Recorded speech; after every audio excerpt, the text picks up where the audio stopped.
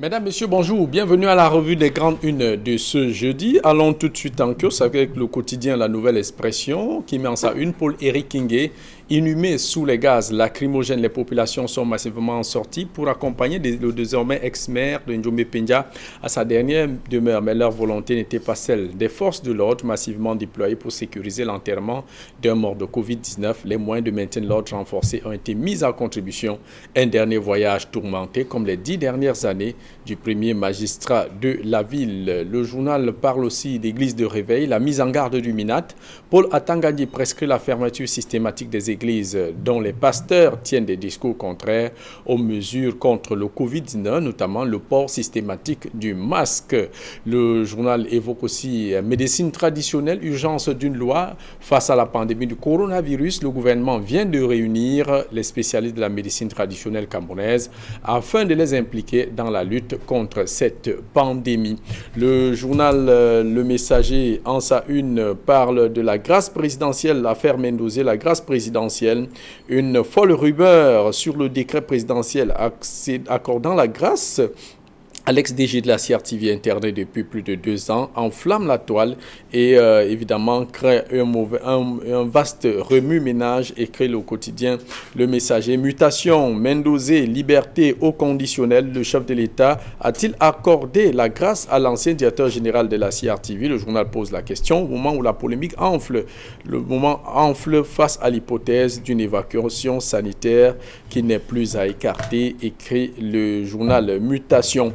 Le quotidien Le Jour revient aussi sur, cette fois-là, le journal de quotidien Le Jour parle de grève à la BEAC. La Banque des États de l'Afrique centrale de représentation du Gabon est en grève. Les manifestants réclament 16 ans de primes impayées. Le journal évoque aussi la santé. Le choléra est de retour. Une campagne de vaccination s'ouvre ce 25 mars après l'enregistrement d'un décès et 10 cas suspects dans la région du littoral. Obsèque Paul-Éric Kingé repose à Mointrom. Le maire de Njombe Pendia a donc été inhumé hier en présence de nombreuses populations de sa commune qui malheureusement n'ont pas pu lui rendre hommage comme elle l'entendait. Et puis Repère parle de Camtel Mobile qui est hors réseau malgré ses multiples avantages. La Cameroun Telecommunication n'a jamais pu franchir un pas. La faute à l'inertie de l'actuelle équipe managériale dirigée par Judith va sonder, écrit le journal Le Quotidien de l'économie. Ici, il revient sur la filière cacao, prime d'excellence accordée aux producteurs. Le journal Cameroun Tribune parle de coopération en sa une. Paul Biya invité en Algérie. L'invitation du président Abdelmadjid Tebboune a été transmise hier au Palais de l'Unité par le ministre algérien des Affaires étrangères, Sabri Bokadoum, reçu en audience par Paul Biya. Également au menu des échanges, la coopération, le renforcement de la coopération bilatérale entre les deux pays. Le journal Diapason parle de permis de conduire, nouvelle réforme pour l'obtention du dit document suite à une flambée d'accidents et de morts enregistrés sur nos routes de 2015 à 2019. Les députés proposent des nouvelles réformes pour arrêter la saignée sur nos routes. Le journal Politics Hebdo de Guy Hervé Fongan de retour en kiosque. Le journal parle du SDF, le clash, je t'aime moi non plus. Le journal indique clairement que le leader du Social Democratic Front ayant confirmé qu'il ne sera plus candidat à aucune élection présidentielle, le clash, la nuit des grands couteaux a donc démarré. Le parti est en train de supéciser, tendant à s'émietter. On assiste depuis lors à un conflit ouvert entre évidemment le premier vice-président du parti, Joshua aussi, le député de Vouri-Est, Jean-Michel Nintieux, le comité exécutif régional réuni à Douala le 21 mars a constaté d'y avoir constaté les activités anti-parti de Joshua aussi et propose son exclusion du parti. Professeur Gervais Mendoza, gracié mais pas d'évacuation. L'information est d'ailleurs confirmée par le journal Politics Hebdo, Gervais Mendozé, qui a donc été gracié, mais il ne sera pas évacué de façon donc écrit de façon formelle le journal de Guy Hervé Fongan. Voilà ce qu'on peut retenir des journaux parus en kiosque ce matin. Guy Hervé Fongan, bonjour et bienvenue à la revue des Grandes Unes. Bonjour Jean-Paul et bonjour aux nombreux téléspectateurs et téléspectatrices qui ont le même plaisir inégalé à regarder la revue qualitative des journaux paraissant au Cameroun. Gervais Fongan, aux couleurs de la une de Politics Hebdo, c'était pour signer le retour? Oui, non seulement pour signer le retour, mais indiquer que c'est tout un concept avec une véritable ingénierie éditoriale qui a plusieurs déclinaisons, donc vous pouvez aisément comprendre l'accoutrement qui est le mien ce matin. Je voudrais commencer par vous inviter qu'ensemble on puisse apprécier la réélection au poste de vice-président de la Commission des finances à l'Assemblée nationale de l'honorable Salmana Mama, qui est, quoi qu'on dise quand même, qui pour moi est un des indicateurs de ce qu'on peut trouver d'autres pôles ricains dans notre environnement, parce que voilà un député FSNC, le parti des Saturoma, qui a quand même réussi à damer le pion, hein, il faut dire ça, au RDPC dans le Diamaré. Et c'était assez rare, et c'est assez courageux pour ne pas être souligné des deux traits. Ce parti-là a réussi à imposer un honorable là-bas, Yaba, le RDPC, et réédite un autre exploit, le fait d'être réélu poste le vice-président à l'Assemblée, de la Commission des finances à l'Assemblée nationale, qui est dans la session en cours en ce moment. Je tenais à saluer et apprécier cet effort qui me semble assez louable, de savoir que d'autres polémiques sont possibles. Et vous allez voir la transition d'ailleurs, pour dire que moi, ce qui m'a marqué d'ailleurs, c'est justement Paul Éric King, j'en parlais il y a quelques instants, pour dire que moi, j'ai été marqué par cette actualité au moins pour deux raisons. La première raison, c'est pour dire que je ne comprends pas qu'on puisse atteindre un tel degré d'intolérance dans notre environnement. J'ai vu des gens, si on est capable, si on en arrive même à se moquer des morts, avec un tel degré de raillerie, j'ai trouvé ça comme si on ne mourra pas un jour. C'est la forme la plus achevée de l'indécence, c'est incroyable. Nous avons lu, certainement comme moi, vous avez vu ça, des choses extraordinaires, des choses insipides, imbuvables, qui traitaient même un mort de tous les noms d'oiseaux. Ça veut dire que si on a réussi à franchir ce cap, on n'a même plus aucun respect pour les morts. Je pense que là, on est en train de franchir la ligne rouge et le point de non-retour. Pour moi, cette actualité, j'ai trouvé ça extrêmement traumatisant et je trouve qu'on a franchi la ligne rouge et le point de non-retour. On a franchi la ligne. C'est extrêmement regrettable. Non, ce qui est bien dans cette affaire, c'est que peut-être pour le mort, lui, son sort est scellé, mais vous qui êtes encore vivant, vous ne savez ni le jour, ni l'heure, ni comment vous partirez, dans quelles conditions. C'est dommage. Camille Nelly, bonjour et bienvenue à la revue des Grandes Unes, évidemment avec l'actualité qui vous a marqué. Bonjour Jean-Paul Chunette, bonjour Guy Hervé Fongan, bonjour téléspectateurs d'Equinox Télévision. Vous savez, en parlant des outrances proférées par certaines personnes, on réalise que la commission Moussengé a du travail à faire. Va-t-elle réussir? Ah oui, dans ce discours de la haine et de la dérision criminelle à travers les réseaux sociaux et dans les journaux. L'événement qui m'a marqué, c'est... et là, je tire mon chapeau à Politics, c'est cette visite du Conseil panafricain des autorités traditionnelles et coutumières qui s'est déroulée à Maroua, en plein fief même du Lamido de Maroua, mais qui a commencé ici à Douala, avec l'accueil de Sa Majesté Elonkoto Patrick, qui a accueilli non seulement le président panafricain, Sa Majesté Dada William, mais maintenant et surtout le grand déploiement des autorités traditionnelles venues des quatre coins d'Afrique, du Bénin, du Congo, de la Côte d'Ivoire. Je vous assure, c'était extraordinaire. Mais moi, j'ai assisté à surtout à la réception dans la chefferie traditionnelle de Mania, où j'ai vu toute cette tête couronnée arriver d'un peu par des quatre coins du Cameroun et maintenant se retrouver à Mania pour aller à Maroua. C'était quelque chose de saisissant. Et là, je tire mon chapeau à Politics qui a débusqué ce gros lièvre-là. Guy Hervé Fongan, démarrant donc avec ce programme, Paul Éric King est inhumé sous les gaz lacrymogènes. Y avait-il moyen de faire autrement? Vous imaginez le lien affectif qu'il y avait entre Paul Éric King et sa population. Est-ce qu'il était possible d'éviter cela? Non. J'aime à dire que Vox Populi, Vox Dei. C'est-à-dire que la voix du peuple, la voix de Dieu. Et tant que le peuple est déterminé et motivé à défendre une cause, même devant les chars, ils ne reculeront pas. On a vu les exemples tout près de nous, en Tunisie et ailleurs, où même les chars ont reculé quand la population était déterminée et mobilisée. Donc là, on ne pouvait pas faire autrement parce que la population, indépendamment des militants de la région, était déterminée à rendre un hommage. Mais c'est quand même incongru qu'on puisse enterrer quelqu'un aussi, j'allais dire, quasiment en catimini. C'est le protocole Covid qui l'a. Et justement, et voilà une des causes qui rend encore la perception assez suspicieuse que les gens ont vis-à-vis du Covid. Parce que c'est quand même difficile d'expliquer aux gens que même quelqu'un mort dans un cercueil zingué continue à... Il y a tout ça qui dérange les populations. Les gens vont l'intégrer. Comment peut quelqu'un qui est malade, qui est mort, qui est dans un cercueil zingué, puisse encore contaminer les gens? Et donc, tous ces... Mais est-ce qu'on ne redoutait pas plutôt la violation de la distanciation sociale? Ça, c'est la première chose. Donc, c'est une des... Je veux dire que c'est une des conséquences qui peut expliquer l'attitude des populations vis-à-vis de cette maladie-là. Et cette théâtralisation autour du Covid est de nature à amplifier la suspicion que les gens ont vis-à-vis de la maladie. C'est-à-dire pour revenir, oui, parce que je veux dire que si quelqu'un dans un cercueil zingué, il est difficile d'expliquer aux gens rationnellement comment est-ce qu'il va encore continuer à contaminer les gens. Ça, c'était... Bon, pour revenir au sujet... Il fallait qu'on laisse les gens quand même toucher son cercueil? Non, pas toucher. Je veux dire, les gens ne voulaient pas toucher le cercueil. Les gens voulaient un tour de ville.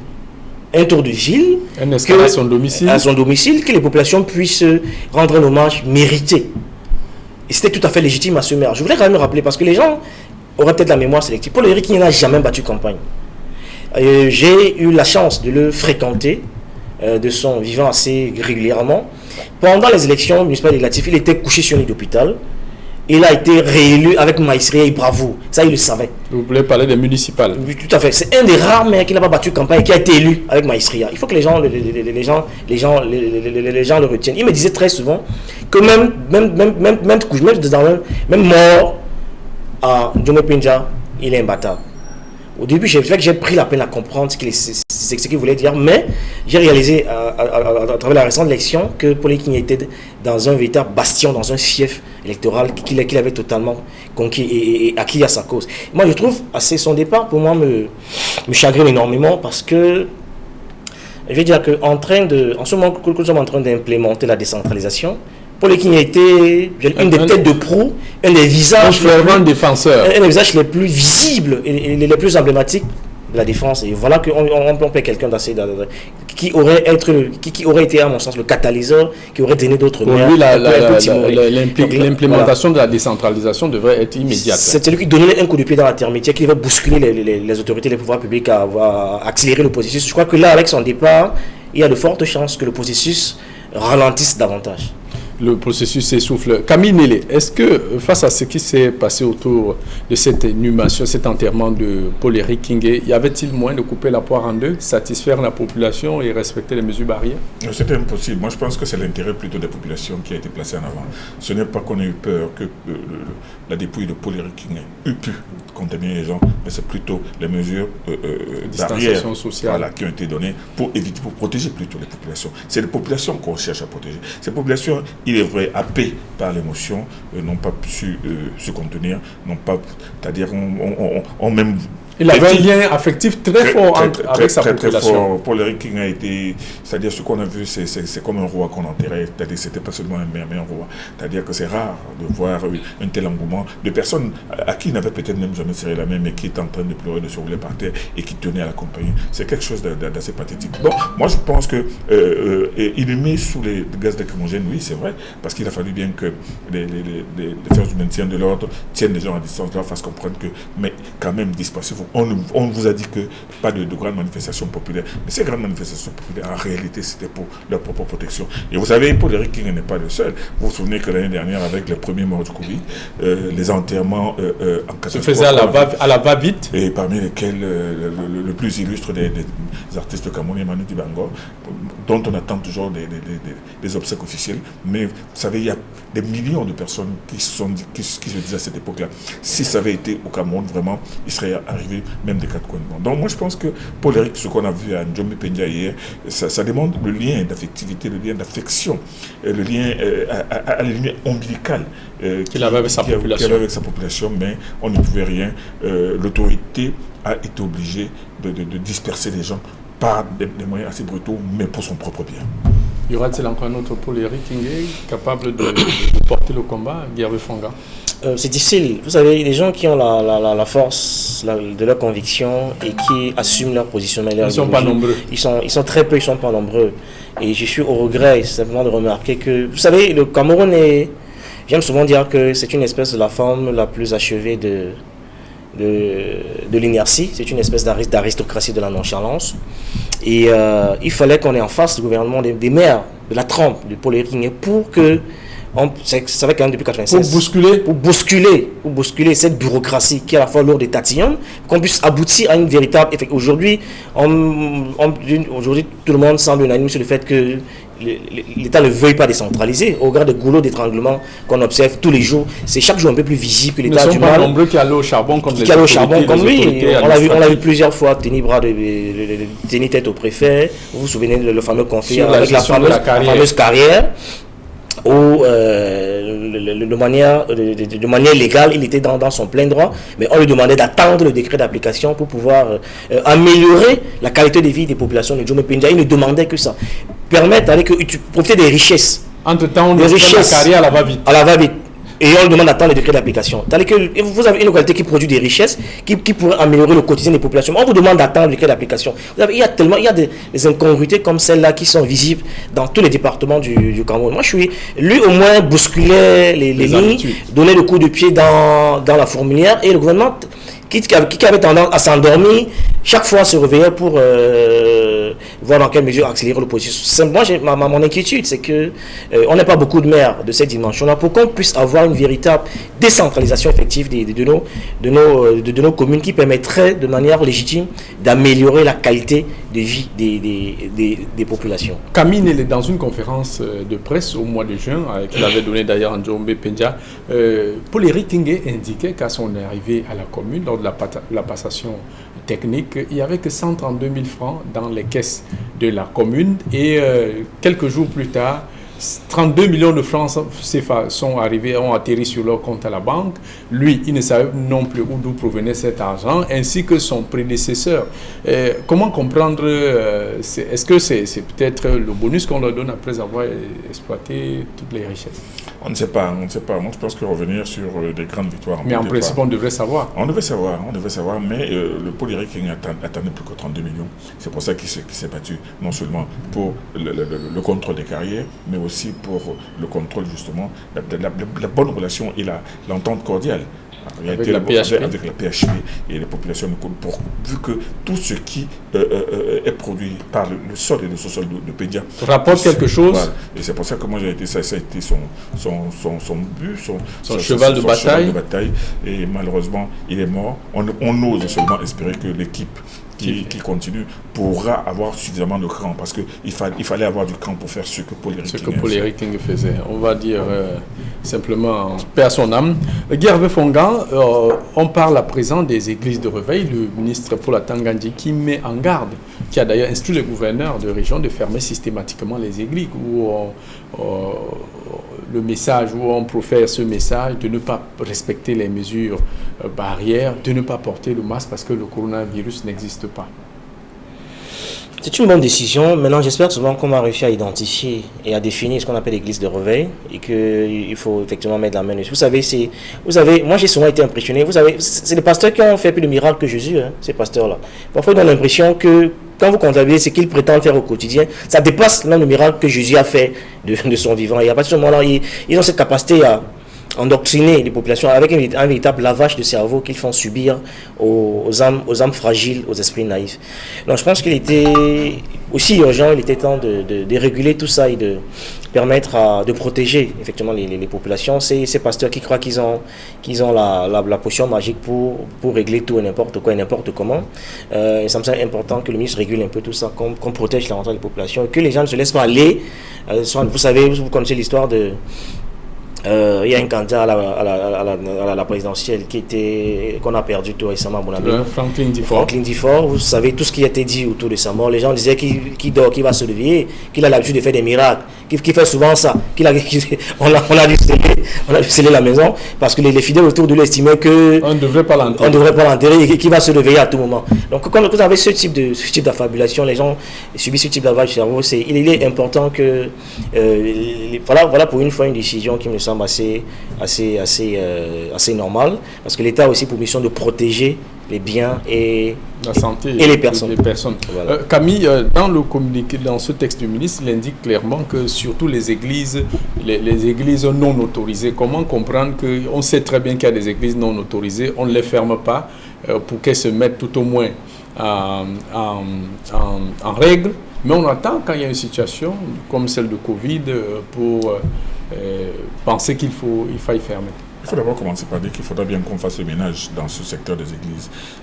Ça fait quand même plus de 10 ans que ça dure. Ça fait plus de 10 ans que ça dure. Il y a un certain nombre d'églises, un nombre faramineux d'églises qui existent, mais qui sont des églises de réveil et qui font beaucoup plus de mal que l'on peut imaginer à la société camerounaise. Hier, avec Fongan parlait du cas de regretter Difford, mais il y en a un autre au Carrefour des Trois Morts, qui est une église qu'on appelle Jérusalem.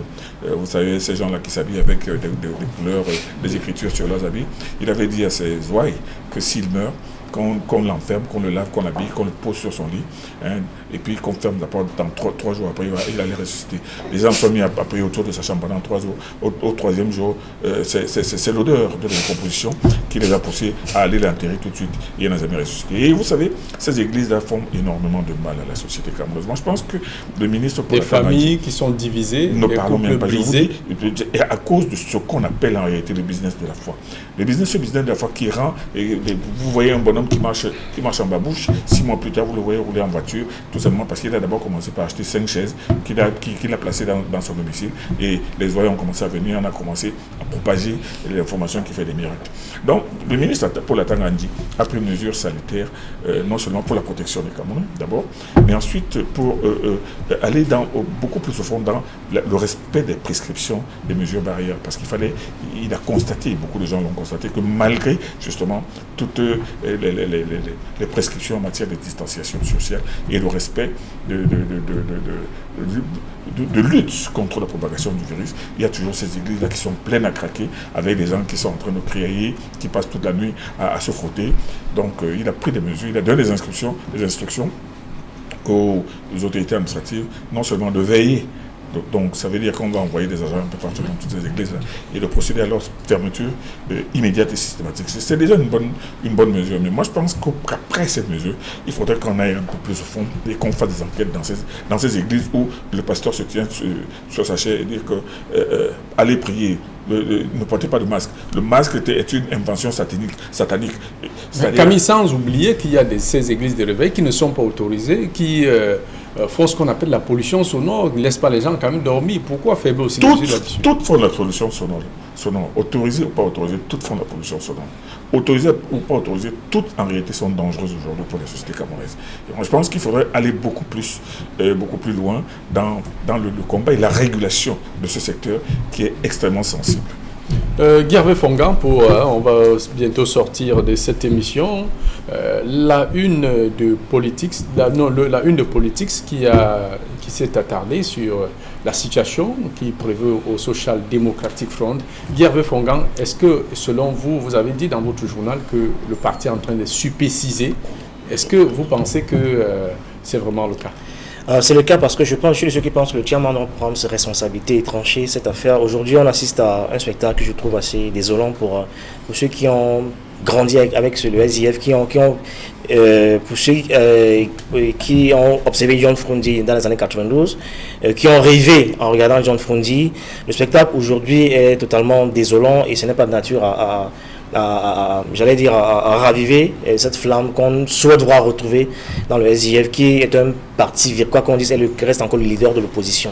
Il serait bien que les gens se remettent ensemble, se ressaisissent pour redonner à son parti la place qui est la sienne et que ce parti remobilise les militants. Aujourd'hui, je ne travaille pas un secret en disant que depuis avant 2008, il y a eu beaucoup de fugues, de transfuges de SDF sont allés dans divers partis, pas seulement le MRC, parce qu'ils estimaient que le parti ne répondait plus à leurs aspirations. Il est important aujourd'hui que ce parti rédore ce blason-là et réunisse ses énergies et les forces pour reconquérir la place qui est la sienne auprès de l'opinion publique. Camille Nélé. Oui, je dois dire que le journal politique ça a fait un véritable dossier, au moins 4 ou 5 pages sur cette affaire de SDF. Et au-delà de l'interview accordée aux militants, à Joshua aussi. Non, à Joshua aussi. Non, d'abord à Doubel Ebiledine, oui. Qui est un conseiller municipal de Douala 1er, qui a dit que ce qui s'est passé à Douala 5e, c'est de la rigolade. Et il argumente. Moi, je pense que... À Douala 3e, vous voulez dire? Oui, au domicile de monsieur... l'honorable Jean-Michel. La troisième. Mais moi, ce que je retiens, et moi je pense qu'il règle tout le problème, c'est cette déclaration de Joshua aussi qui dit que le peuple nous attend ailleurs que dans les batailles des chiffonniers. Moi, je pense qu'il a tout dit. Parce que ce qui se passe, peut s'apparenter à une véritable bataille. On veut l'entraîner dans une bataille des chiffonniers. On veut pas. Moi, je pense que ça résout tout. Ça règle tout. Autre dernier sujet pour boucler cette émission, Gervais Fongan, dans les colonnes de Politics, vous avez évoqué le cas du professeur Gervais Mendozé, comme d'autres journaux, Mutation, Le Messager, parlant de son état de santé, avec cette grâce qui lui aurait été accordée par le président de la République. Les journaux sont formels, il n'y aura pas d'évacuation sanitaire. Dans votre journal, vous êtes affirmatif, professeur Gervais Mendozé ne sera pas évacué. Alors, à quoi ça sert de le gracier et ne pas l'évacuer pour qu'il aille suivre des soins appropriés? Vous savez, j'ai la prétention d'avoir bien fait mes humanités, donc je ne commettrai pas la maladresse de parler de son dossier médical ici, ce n'est ni le lieu ni le moment, mais je vais simplement vous dire que le professeur Mendozé va très mal, il se porte très très mal, et contrairement, on peut vous dire avec certitude qu'il ne sera pas évacué parce que sous ce bien introduite. D'ailleurs, il se fait suivre, il est suivi depuis au moins 2 ans, hein, contrairement à ce que les gens pensent, il est tout le temps, depuis au moins 2 ans, à l'hôpital où il est pris en charge. Donc, ceux qui le fréquentent au quotidien savent exactement de quoi il s'agit. Donc, on ne va pas aller par respect pour ce qu'il a représenté, parce qu'il représente, on n'ira pas plus loin que ça. Mais on peut le dire avec force et conviction qu'il ne sera pas finalement évacué. Mais il est suivi depuis 2 ans. C'est pas aujourd'hui qu'il est suivi. Les gens devraient le savoir. Et cette évacuation, on va dire quoi? Enfin, pas cette évacuation, mais cette grâce accordée au président. Peut-être que moi vous savez, le président Paul Biya est fils de catéchiste, hein. Il a été, et puis on est lui-même séminariste, un ancien séminariste, donc on célèbre la Pâque dans quelques jours. Donc il est mieux placé que quiconque pour savoir ce que c'est que le sens, quelle est la signification de la rédemption et du pardon. Donc ça, il sait le faire mieux que nous tous. Donc on s'achemine dans quelques jours vers la Pâque. Peut-être qu'il a eu un regain d'humanisme et d'humanité pour se ressaisir et accorder cette grâce tant espérée au professeur Mendozé. Camille, pour le cas Gervais Mendozé, est-ce que finalement, pour les anciens directeurs généraux de la CRTV, parce qu'on se rappelle aussi que depuis quelque temps, Amadou Vamoulke crie des problèmes de santé qui le rongent aussi, faut-il attendre qu'il arrive aussi dans le même état? Amadou Vamoulke est malade, très malade, mais ce qui est révoltant avec le cas d'Amadou Vamoulke, c'est qu'il est en prison pour rien. Ça fait 4 ans qu'il est en prison et on est toujours en train de chercher les preuves pour l'inculper. Et c'est ça qui est kafkaïen. Mais pour le cas du professeur Gervais Mendozé, le scoop de Guy Fongan, parce que c'est le seul journal qui affirme qu'il n'y aura pas d'évacuation, pendant que des 4 coins de la presse, on est en train d'attendre l'évacuation. Vous savez, on évacue quelqu'un que quand il y a des chances assez importantes de guérison. Et ce que les gens ne savent pas, c'est que depuis 2 ans, depuis 2019, c'est le cabinet civil qui s'occupe personnellement des soins du professeur Mendozé dans une chambre VIP. Un pavillon VIP de l'hôpital central de Yaoundé. Mais il ne faut pas croire que le professeur Mendozé était complètement... Non. Abandonné. Je dis le cabinet civil, la présidence de la République paye ses frais depuis 2019. Donc, cette grâce qui a été accordée, ce n'est pas parce qu'on a laissé traîner une photo vraiment triste dans les réseaux sociaux, mais c'était déjà dans le programme du chef de l'État. Bon, maintenant qu'il est sorti, et d'ailleurs, pouvez même aller vérifier. Il n'est même plus depuis la décision de sa remise en liberté. Il n'est plus dans la même chambre. On l'a changé de chambre. On l'a mis dans une autre chambre. Donc, vous voyez, ce n'est pas... il faut pas non plus commencer à estimer que aussi, si vous êtes gracié, ça va être... ça va être très facile pour vous. Non, ça va être immédiatement le voyage vers l'Europe pour être soigné. Or, en réalité, l'état du professeur Mendoza, comme l'a dit Guy Fongan, ne lui permet même pas de supporter un voyage en avion à 10 000 mètres de hauteur. Donc, la grande mesure du chef de l'État est là. Bon, maintenant... Il faut qu'il retrouve sa santé. Du moins, qui continue d'être suivi. Qui continue d'être suivi. C'est quelqu'un qui a la foi. Hein. Vous savez, avec la foi, tout est possible. Hein. On peut soulever des montagnes. Non, tout est possible. Il peut retrouver la guérison. C'est un grand chrétien, il prie beaucoup. Donc, il faut espérer que les choses rentrent dans l'ordre. Que la Vierge Marie, voilà, qui est souvent venu ici d'ailleurs, cher monsieur, réapparaisse à nouveau. Cher monsieur, merci à Guy Hervé Fongan, directeur de publication du journal Politique Hebdo, qui est de retour donc. Merci à